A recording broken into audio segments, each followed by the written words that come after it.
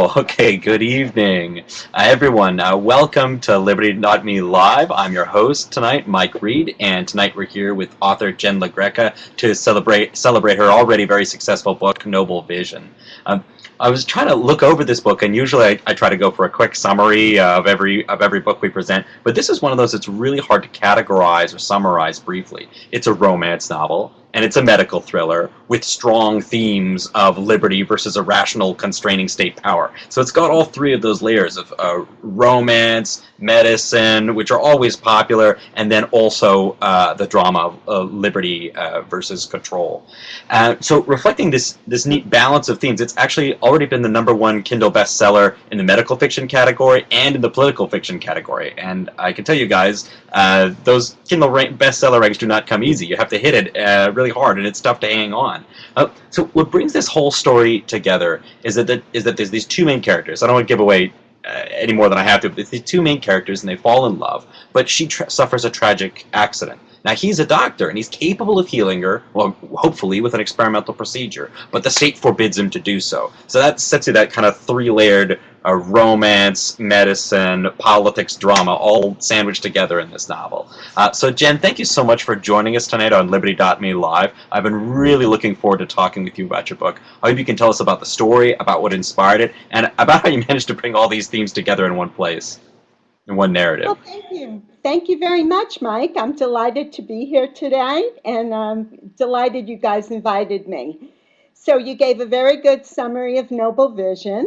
I'll talk a little bit. First, I'll tell you a little bit about my background, then we'll talk about Noble Vision. Then, I have a video trailer of Noble Vision, a 2-minute trailer to show everyone, and then we'll open it up for questions. So let's begin.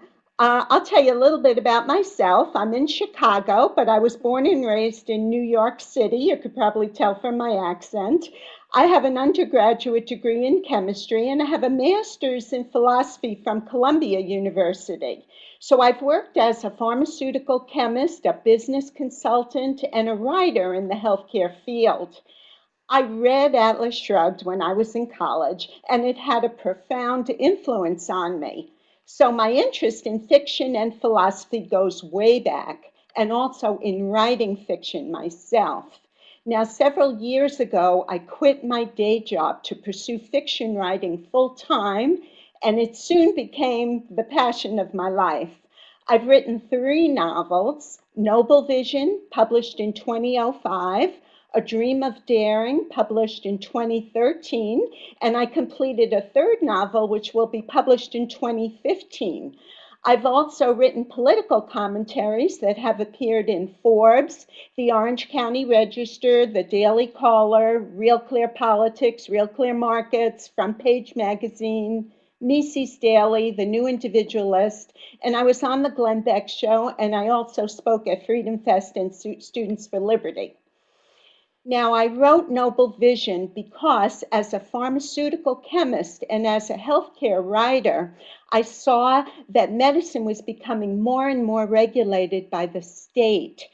I was seeing the erosion of something great, America's gold standard of medicine, and I wanted to speak out against it and to speak out through the power of fiction.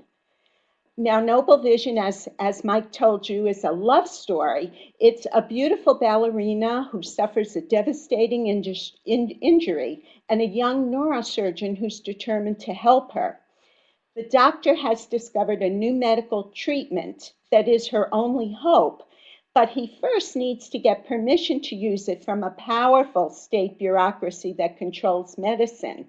And that is easier said than done. So, through this love story of a doctor and a dancer, Noble Vision delves deeply into the conflicts in medicine today. And it shows a side of universal health care that the politicians don't let you see. They tell you what their great programs will allegedly give you, but they never tell you what they will take away. Noble Vision shows you that side. Now, Noble Vision was rejected by dozens of agents. There was no publisher or agent interested in the story. And without them, it is virtually impossible to get your book into bookstores. So I set up a company and I published it myself.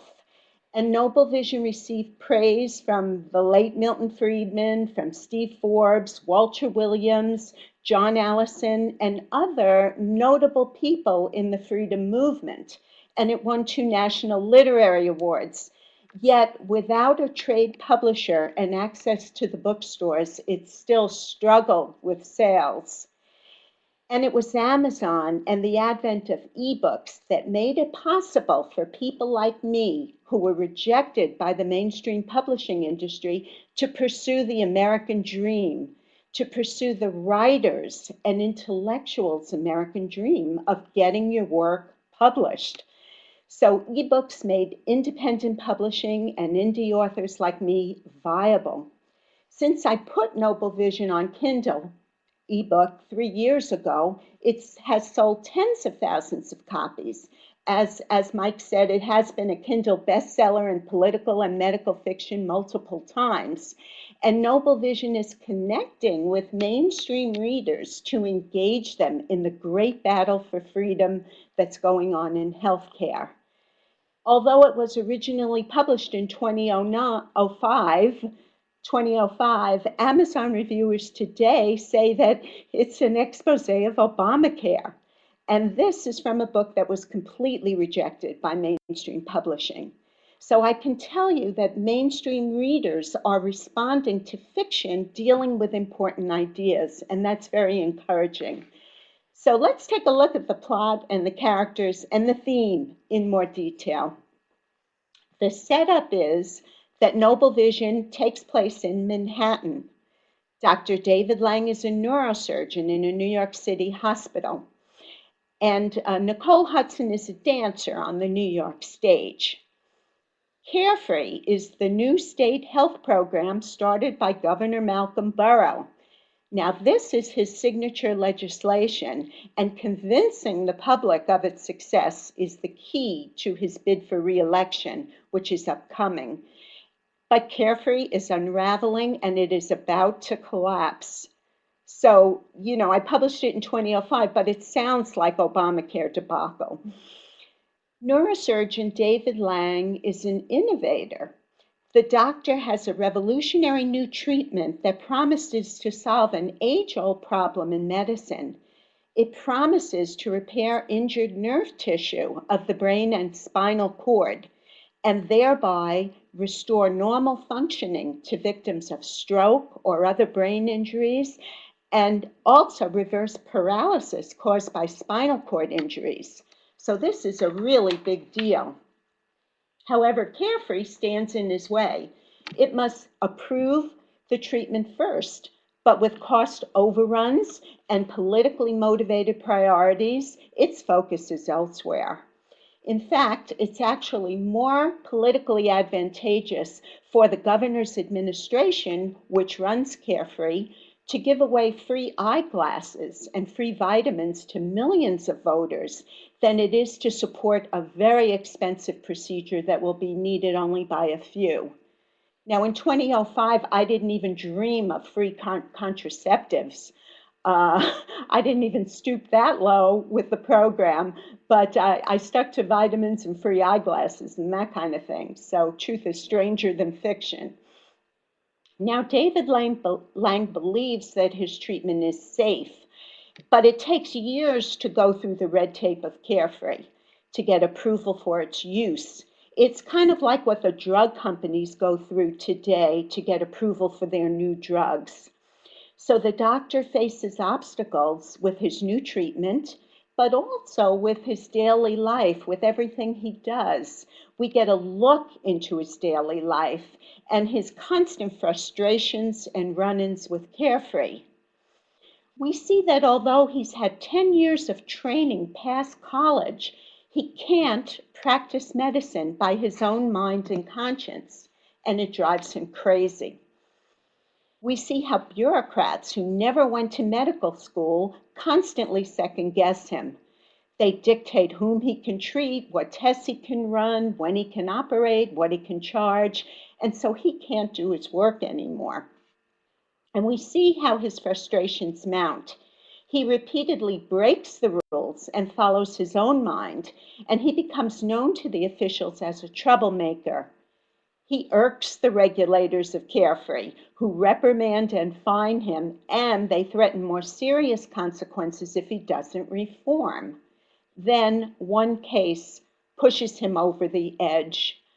The patient is a beautiful ballerina whom he's attracted to. She rose out of poverty, like so many Americans who rose to make something of themselves and follow their dream. When she finally makes it big and becomes a famous dancer, she's tragically injured. And the thing that can save her is his new unauthorized procedure. She knows it's experimental, she knows the risks, but she wants it, and he wants to do it. And they can't wait years for the treatment to go through all the red tape. She needs it immediately. It involves two brain surgeries, and one must be done immediately and the second one 3 months later in order for the injured nerve to heal. So there's a time limit on when this procedure can help her, after which she has no hope. So this builds suspense in the story because the doctor is working against this deadline. So will the doctor have to take on the entire healthcare system to fight for his work, his ideals, and the woman he cannot refuse? Now, the state in Noble Vision isn't just an impersonal enemy of the doctor. It's someone very close to the doctor who runs the healthcare system, someone who was once a surgeon himself and who taught David Lang to love medicine. So this is not just an impersonal battle between a doctor and the system, but a very painful conflict for both men as well. Now, the head of Carefree has just publicly excoriated the renegade doctors for being unpatriotic and sabotaging the system. He's trying to blame Carefree's problems on a scapegoat, but namely the doctors who can't accept the new system. He's promised to punish the uncooperative doctors who break the rules and who drive up the costs. He's the governor's man. He wants to be picked to run for lieutenant governor in the governor's upcoming bid for re-election. For that, he has to make the public accept Carefree and counteract the public's problems with it. So what will the governor do and the head of Carefree when a rebel doctor has a public battle with Carefree in the midst of their re-election campaign? If David flagrantly breaks the rules and begins the unauthorized treatment on Nicole, what will they do? There's a line of dialogue in the story that explains the title and the theme. At one point, the head of Carefree says to the neurosurgeon, David, your work is a noble vision, but Carefree is noble too. And the doctor responds, they can't both be noble. And he goes on to make a dire warning. David Lang says, before this is over, meaning Nicole's case, before this is over, one of us will destroy the other. Then the story unfolds to see who will win and who will be destroyed. So what is a noble vision? Is it the state running medicine with all the presumed benefits they claim they'll bestow? Or is it the free, inquiring mind of the doctor? Which of these forces is noble? That's what the story asks. And that's the gist of Noble Vision. And David and Nicole's struggle reflects our own real life battle too, because this is actually playing out in real life as we know. So Noble Vision is a story about a rebel doctor, a beautiful dancer, and a personal battle for freedom. Now I'd like to take a look at the characters in a little more detail. The central characters all represent different aspects of the theme, different people with different premises and motivations in this great clash of medicine and the state. Nicole Hudson is a 23-year-old starlet ballerina, As a child, she was abandoned by her mother. Then she was shuffled around from one foster care home to another until she ran away at the age of 13 to pursue her dream of becoming a ballerina. Nicole is the person with dreams and drive whose success was self-made. She's made decisions for herself from a very early age. So the story asks, what if something happens to present her with the most important decision of her life? Wouldn't a woman like Nicole want to make that decision for herself? So what if she's told she can't do that? Then there's Dr. David Lang. He's 37. He's a young, gifted Manhattan neurosurgeon. David has loved medicine from an early age, especially anything to do with the human brain, that 3-pound gelatinous mass that is far more complicated than the most powerful computer. The brain is an endless source of fascination and mystery for David. He's exceptional. While the people running Carefree are uninspired, politically motivated regulators, David's essence is to think outside the box, but the essence of the medical bureaucracy is to keep them in the box, following the thousands of pages of rules, which is the only world they know. So something has to give. The head of Carefree was once a surgeon himself, but he was psychologically weakened. He was wounded, badly undercut when public opinion turned against the doctors. He was charged in an especially nasty lawsuit in which he was made to look like a terrible villain. And he saw that the people from the government, the people who controlled the doctors, were becoming more esteemed in the public's eye.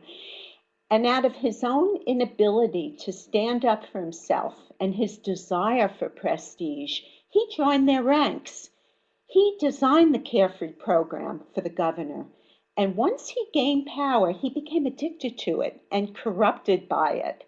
He became a politically ambitious man.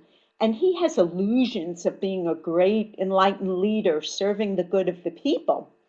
And he evades any evidence that the program he runs actually does real harm to real people.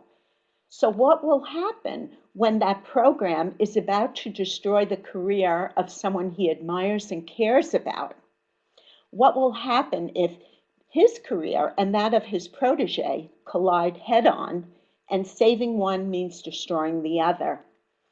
Now, he can't break the rules for David because he'd be accused of favoritism, and his political ambitions to run for lieutenant governor in the upcoming election would be thwarted. So that's his predicament. Now, to mention a fourth character, Dr. Marie Lang. There's a love triangle in the story. David is married. His wife is a doctor too, Marie Lang, age 34. Now, Marie has changed from the person David married back in medical school.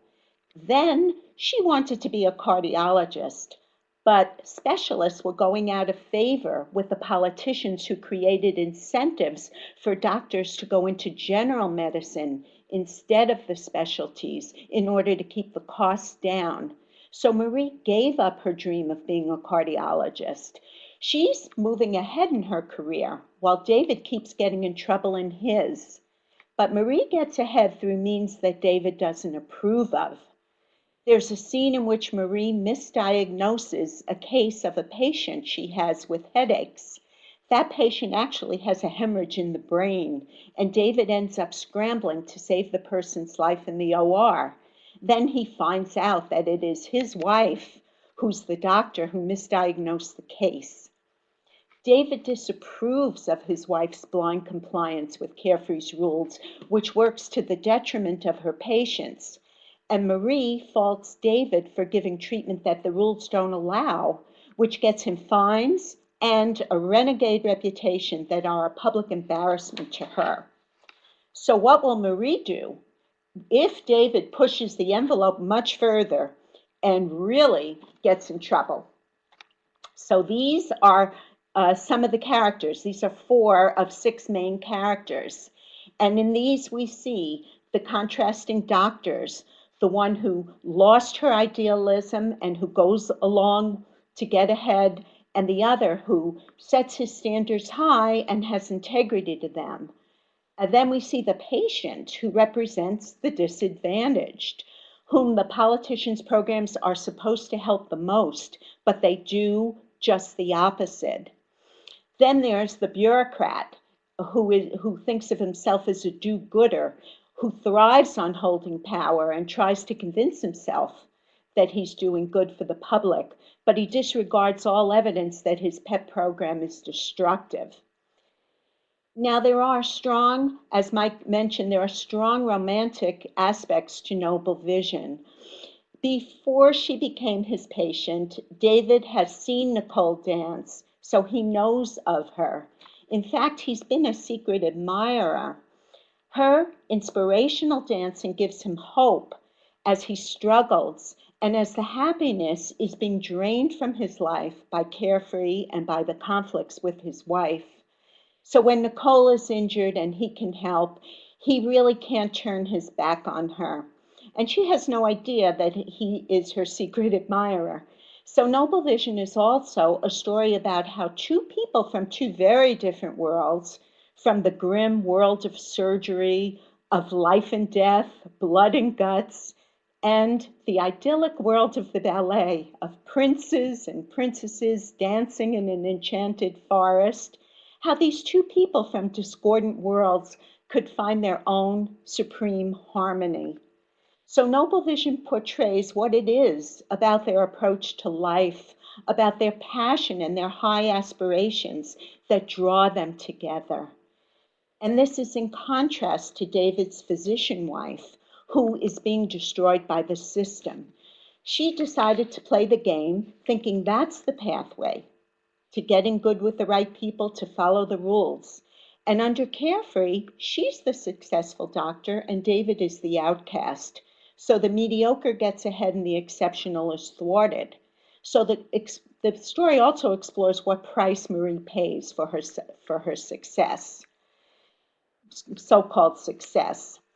So the love triangle in Noble Vision centers upon what really makes for a strong romantic attraction, for a blazing love that goes much deeper than just the superficial aspect of having the same career interests.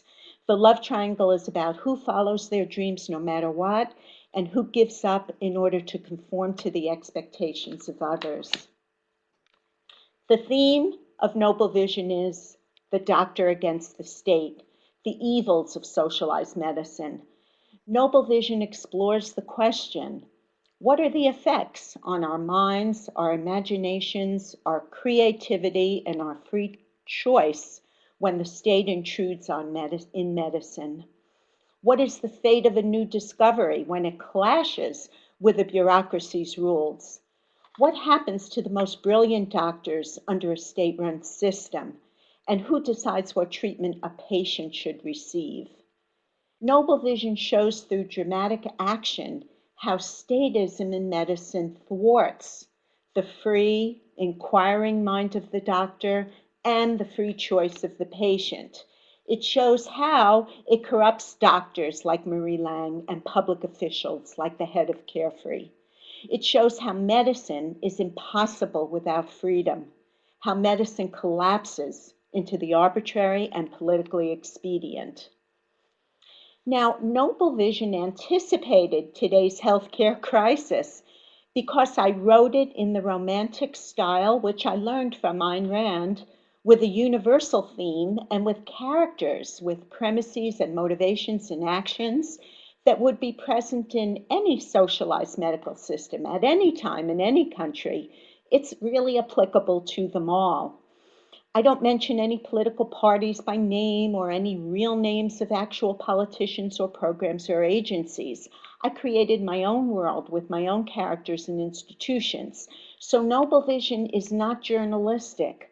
The way I treated the dialogue and the situations, it's clear that it's not just one particular program or ruling or bureaucrat that's the problem. It's the principle. It's the doctor's mind versus the bureaucrat's edict. And that's timeless and universal. So that's why Noble Vision is actually more relevant today than it was when I wrote it. And Amazon reviewers today say things like, for example, the story shows the current medical crisis in the US. You can't put it down because it is so close to the truth. And we all need to think long and hard about who is making decisions about our health care.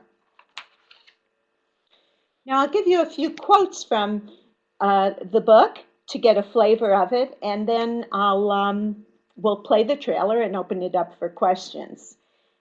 This is a quote from the head of Carefree. He's talking about how private insurance has failed and how he has a superior method. Carefree, he says, proudly is concerned not with finance, but with feeling, not with profit, but with pity, not with amount tendered, but with compassion rendered. And here's a quote from David Lang. He's facing a panel of 7 people who determine whether he can perform his new treatment or not, and they reject his application. And so it's kind of like the death panel in Obamacare. And here's David Lang talking to this panel. Quote, 7 people sitting in a room don't have the right to tell me how to do my work. 7 people don't have the right to deny thousands of patients a treatment they'd want to have. 7 people can't run medicine for the rest of us. And here's a quote from Nicole. As an abandoned child, she never knew her father, her mother abandoned her, and she's seeing her first ballet and dreaming of her future. So she says, when I play the sleeping princess in the ballet, I can have her mother and father.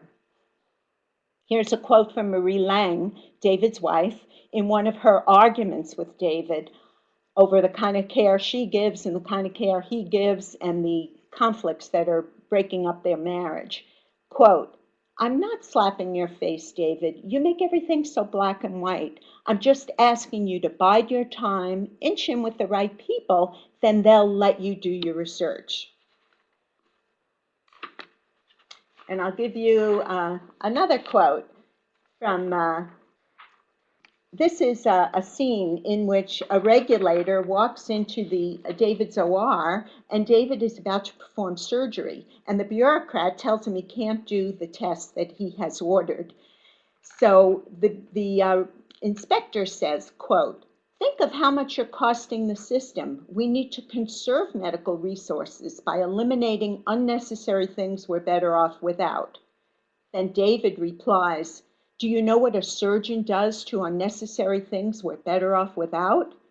And he grabs a scalpel, aims it at the inspector's throat, and he throws him out of the OR. So that's Noble Vision. It's a story that's spreading the ideas of liberty through the enchantment of fiction. I wrote the screenplay for it, and if anyone knows of anyone who's interested in material like this for a movie project, I'd love to be in touch with them. So that's my summary of it. That's great with a not too subtle pitch on the end. I'm glad. So what I want to do is talk with you for a few moments. I'm going to actually preempt the video with my first question because it takes Matt a few seconds to get the video ready. But I want to ask a question about this, about the origin of the video. And I'm really struck by the fact this novel you published the novel in 2005. That means you're writing it what in 2003, 2004? Pardon me? Oh, I was writing it for several years. Does that mean you're writing it in 2003? In the late 1990s. Okay. Yeah. And so it takes like after you've published it, it still takes another like 6 or 7 years. Yeah, but then it's not till 2011 or 2012 when the ebook thing really takes off that it really becomes successful, right? Mm-hmm. That's so right. This is amazing. It really is more I'm really thinking about. Yeah, and so I've been thinking about your thought process. You know, so many people, they try something, it doesn't work immediately, they get discouraged. You're sticking with it, and somewhere in the mix, you keep going with new mediums and new marketing techniques, and bam, suddenly success appears in like 2011, 2012. Where does this video fit in that arc for you? Is this something that was produced more recently, after the big success, or before the big success, or where does it fit into that story? It was produced last year, and I thought it might help in marketing the book. So Okay. I tried to market the video for Christmas sales. And I just wanted to have a dramatic Uh, portrayal, a little summary of it. So yeah, so I wrote the script for the video, and I looked around the web. I looked at all kinds of videos that were being done, and I happened to like this company, so I hired them to do it. They're called Visual Quill. that's They're neat. good. That's neat. You ready with Oh, it? visual quill. Great. And this is, yeah, I think so. Matt, can we roll the video? You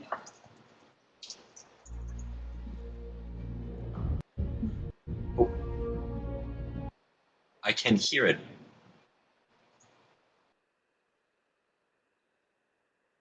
Okay. So while Matt's fixing that up. Oh, here. Okay, he's oh, got it now. okay.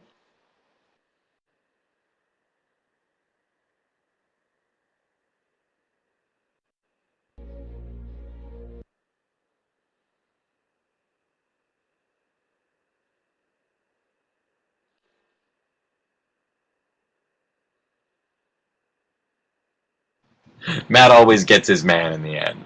Um, You know, you so, mentioned how many years it takes. You have to right. love it. That's the only thing that makes this worthwhile. It's such a struggle. You really have to absolutely love it and just do it because you love it. And, then try your very best with the marketing. But it's not worth it unless you love it. The struggle would be too much. If you didn't like it, you'd be out. You'd be out. So, were there other different marketing things? I mean, like, what's happening for you and your writing, like between 2005 when you published this thing and 2011 or 2012 when it hits ebook and then takes off? What's happening for you in that period? Okay, well, I'm writing a second novel, and I'm trying my best to market it. I tried through all kinds of traditional publishing means, Right. but it was really ebooks, and that's a whole different ball game as far as publishing, as far as marketing, and it's pretty exciting. I think we're going Yeah. here with the video. I think so. Oh, There's a way to get to email readers that are voracious. I'll let the video play. okay.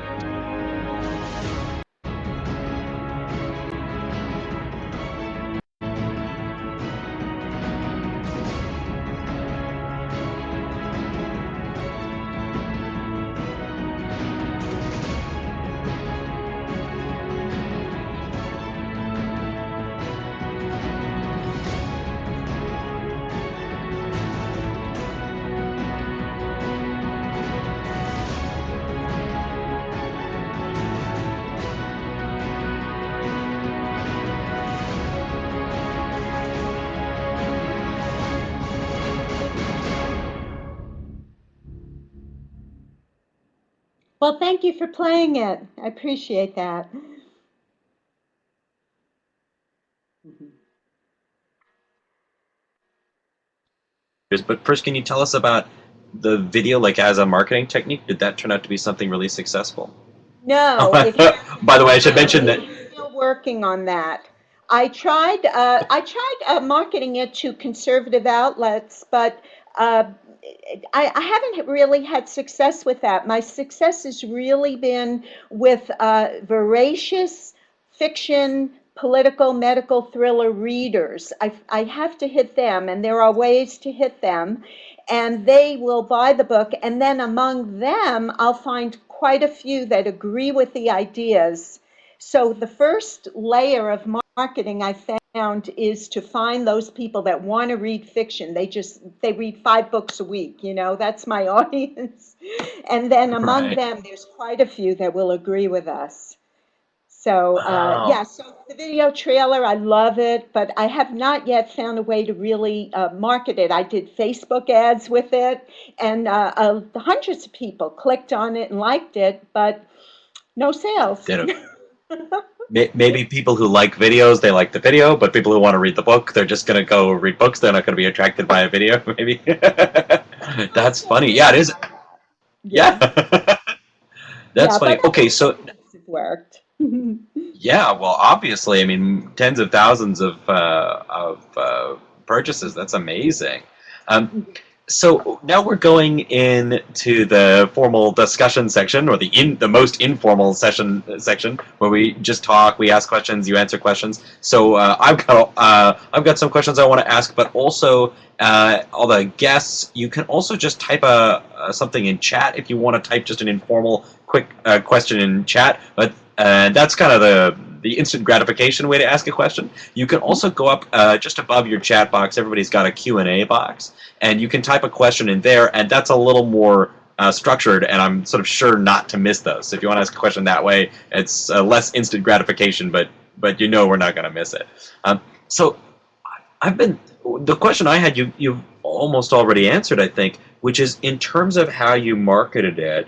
It sounds like you aren't targeting Liberty readers first. First, Mhm. you're targeting fiction readers, and then within that, you get the Liberty people who get excited about it, write positive reviews. That has been the most successful way to market the book. So that's what I'm doing now. And there's email blasts that millions of readers wait for every morning in their categories that they love, whether it's romance novels or historical. And they get these email blasts if there's books on sale, and the authors pay for those announcements. And so I do a lot Mm. of that kind of advertising, and I can sell 2,000 books in a day that way. I usually put the book on sale for 99 cents. So how could you miss? Wow. And so are those lists, those are like run through Amazon, or are they a separate thing? This is a whole cottage industry that's developed around ebook publishing, and I see. there's all kinds of ways to address advertise your ebooks. And these organizations are accumulating lists of hundreds of thousands of readers, and they send your blast to these readers that your book is on sale that day. So it really is a reader's paradise today, because boy, the books are Yeah. very hotly competitive, the prices are very low, and ebooks don't cost anything. So if you make 70 cents on every book you sell for $1, you could have a good day selling a couple of Yeah. thousand books. So that's, Yeah, I'm it's in a kind of wild and crazy new world. it's kind of bad news for all those traditional publishers, the traditional print publishers who turned you down 10 years ago. I mean, they're trying to print out some new 2 pound book, and you're just selling ebooks 2,000 a day. So clueless. I spoke to an agent recently because someone I knew connected me, thinking that even after all my success, maybe now I could get a publishing. And Sure, sure. he said, "Are you talking about the Canadian system? We don't have state medicine in America." So I said, "Well, what about Medicare and Medicaid?" He said, "Oh, that's just for a few old folks." And I said, "That's 50% of medicine. And then on top of that, there's Obamacare." I mean, what are they put in the water there in New York? I mean, this New York agent, he had no idea that I was talking about American medicine. Can you imagine? Uh, Well, no, I just don't speak the same language with them. Yeah, it's funny, but it seems like you don't need those gatekeepers to understand you anymore to get through to the readers who do understand.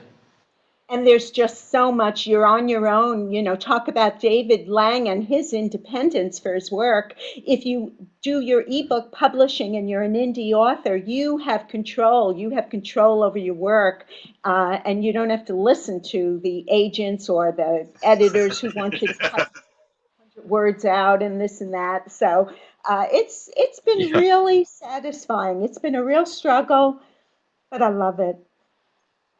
Yeah.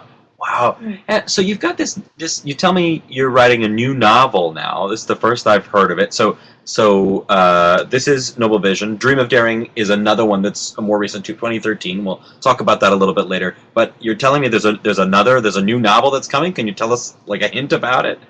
Yes, it's science fiction, and it's a young adult. It's for young people who are young and forever young at heart. And it was actually the first novel I completed. To truth be told, Noble Vision was too complicated to be a first novel. You picked up on that it was a complexity of characters and subplots. And so it was too complex. I got halfway through it and I absolutely couldn't finish it. So I wrote this wonderful little sci-fi story, which I was able to finish. It's a simpler story with a simpler plot, and it taught me how to write plot. And I finished that one and never published that. That was rejected by probably 60 or 70 agents. And then I went back to Noble Vision. And after I had finished the more simpler story, I was able to finish Noble Vision. So I'm actually going back and publishing my firstborn. Wow, that's So I'm excited wonderful. about it. Yeah, once again, there's that same theme that you do Yes. the work, and then there's this long time before you can make the investment pay off. It's Yeah, it wonderful is. to see that It's a persistence, and then passion. Yeah.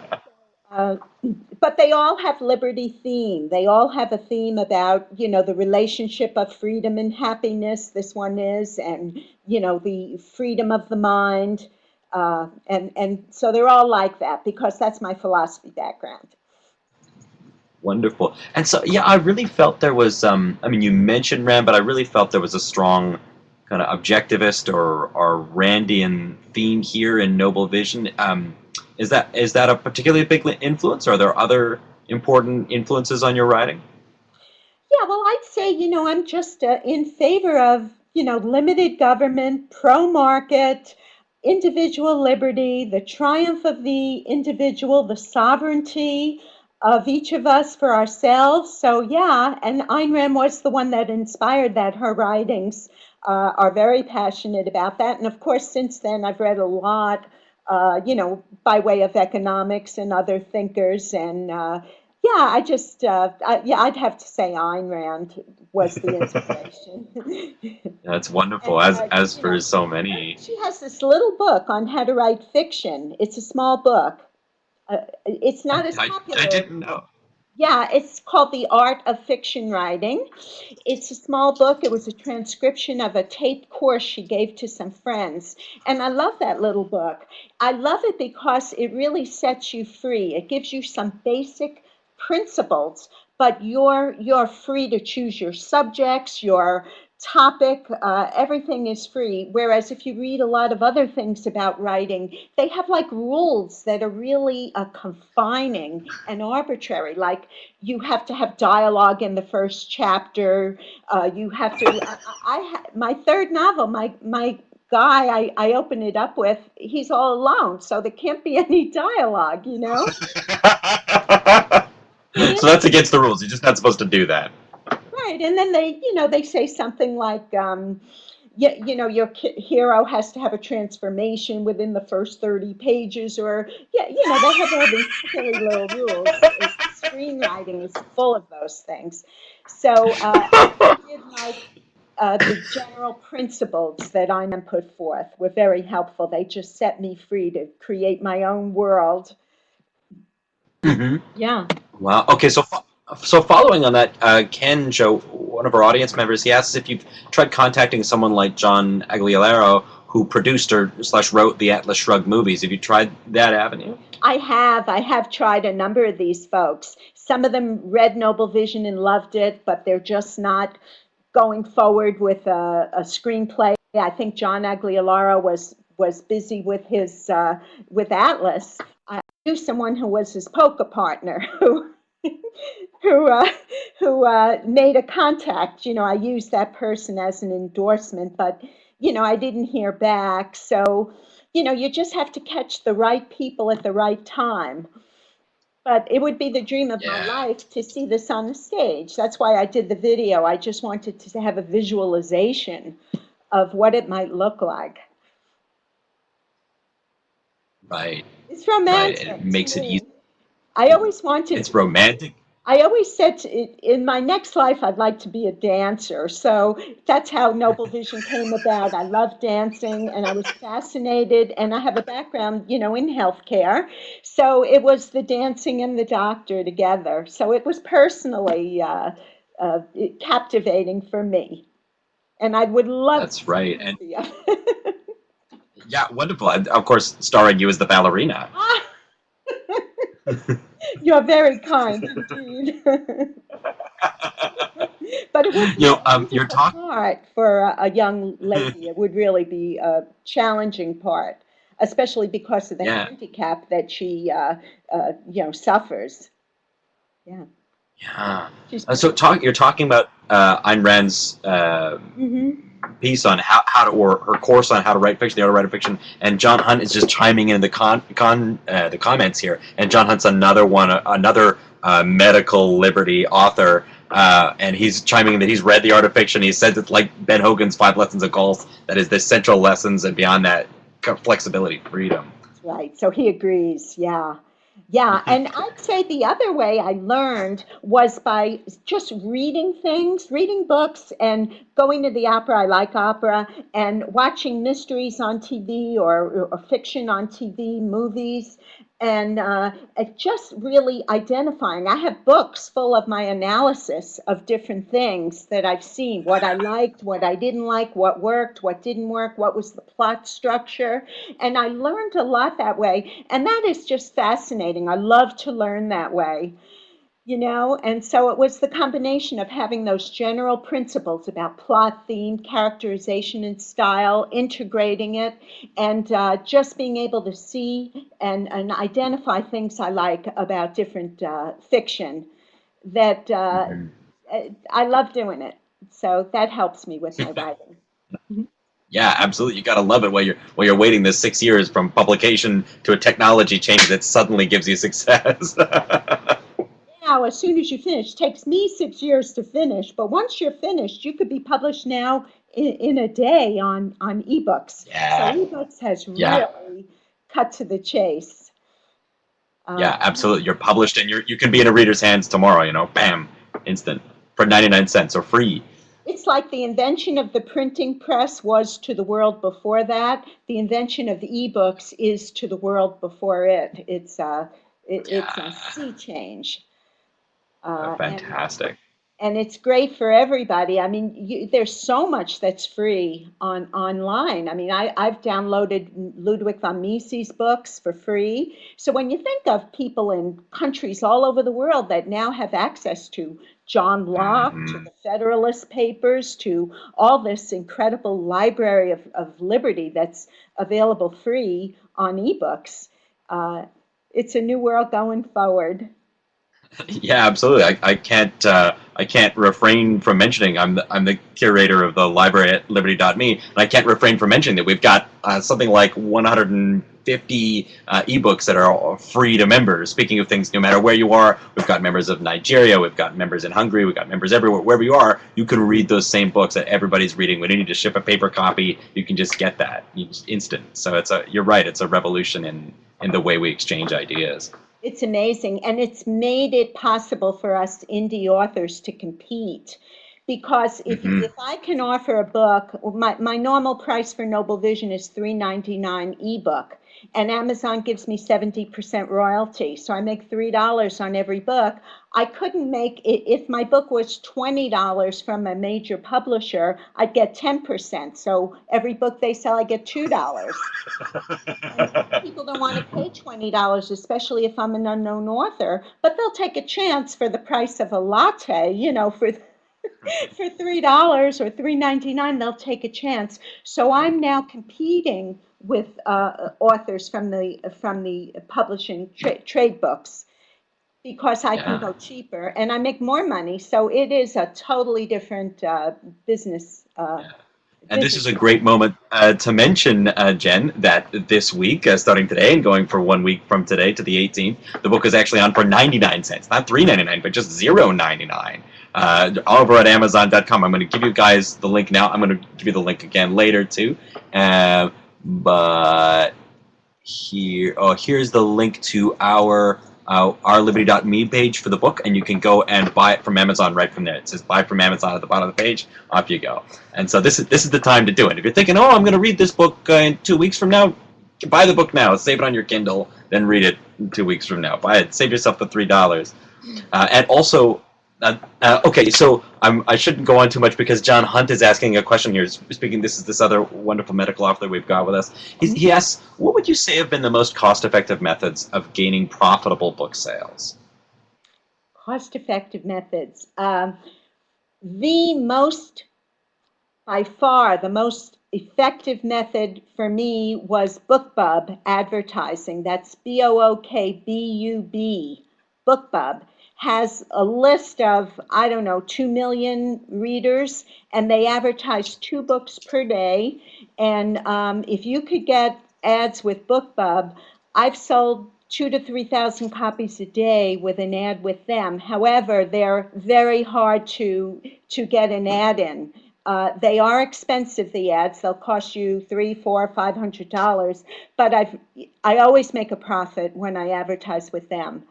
I hope that's Yeah. helpful. You have to get positive reviews for them to take your book, have a nice cover, that kind of thing. Mhm. Uh, and it's hard to get those reviews. People don't want to, take the trouble to give a review, but we live and die on them. Indie authors live and die on those Amazon reviews. Yeah. So I'd say BookBub Yeah. or one of those others like People Reads, ebook Soda, the Fussy Librarian. There's a bunch of them, and some of these ads are as little as $10. Try one. I have an ad going on the Fussy Librarian for $10. So try an ad like that if you can't get into BookBub. Some of these are $25. E-reader News Today. There's, as I said, BookSense is another one. So try those ads and see if they help sell your book. Wow, that's wonderful advice. John Hunt, if you want to chime in, he's about to chime in with a response there. Yeah, that's wonderful advice to have those. It's interesting that there's such a scale in terms of like there's the $300 BookBub ad or there's like the $10 Fussy Librarian ad. There's this enormous scale there, and it's also neat that in order to maintain their own brand, BookBub and all these, they have to set criteria for how nice your cover is and that you've already got positive reviews because they need their readers to be able to count on them that the book is good. Right. It is amazing how entrepreneurial writers have become now with ebooks where we publish ourselves, we do the marketing. It is amazing. It's called out the best and the most challenging in all of us to do this. And so we're now entrepreneurs. We're intellectual entrepreneurs, and I'm just Hmm. so grateful. I know there's a whole lot of bad things being written about Amazon. The publishing industry right now, the trade publishing industry is hanging on. Is hanging on. They are really upset that they are being undersold by Amazon, and they're trying to get themselves boosted up by like antitrust. There's a lot going on and a lot of bad things they're trying to do to Amazon, and Amazon is not all innocent, but But there's a big upheaval going on right now. Yeah, absolutely. And it's been amazing over the last several years to see how consistently every Amazon comes out on top of each of these just by providing an enormous customer base to sellers and an enormous seller base to customers. It's really awesome, and then a reputation system inside it. And that's it. Incredible. The It's ebook. nearly state free. It's just free market magic happening at light speed. So it's very exciting. It's an exciting time to be a writer. That's great. And John Hunt kind of chimes in or follows up that he says, "To me, writing gives me freedom to be and work where I want to be, and to make up worlds more preferable to the current world." Uh, that's it. That's the reason to write, to project your values, how you want the Mm. world to be. Good. Keep writing. Oh. So, Jen, thank you so much for this wonderful discussion. So first, I'm going to tell people a little bit about some more great Liberty.me live events we have coming up this week. We got, I think, 4 or 5 more coming up this week. And then I'm going to give people a few links to more resources for more of your great work, your website, the books. And then I'm going to turn it back to you, Jen, and give you the last word before we close up.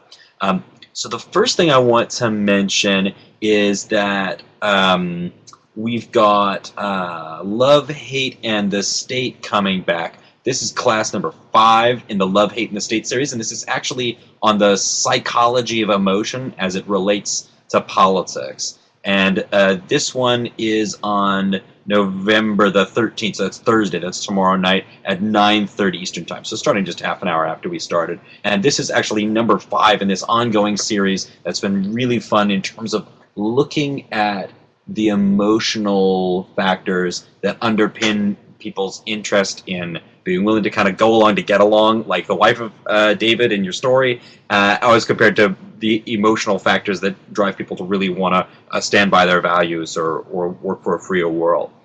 Another thing we've got coming this week that's a little more kind of scholarly, historical oriented, but does have a connection to Jen LaGreca's other big novel is One Nation Under Big Government, the Economic Impact of the Civil War with Jeffrey Rogers Hummel. I should put a link in for that one.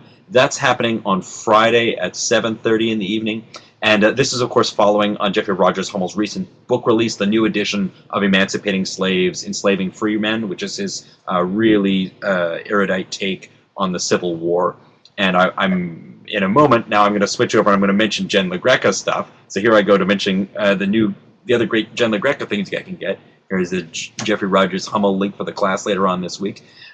So I'm going to talk about Noble Vision. I'll show you the Noble Vision links again in a moment. But I want to mention A Dream of Daring, which is this other Jen LaGreca novel, the one that was published in 2013. And this is a murder mystery that's set in antebellum Louisiana. So again, it's set in the kind of the bubbling, the simmering tensions just before the Civil War.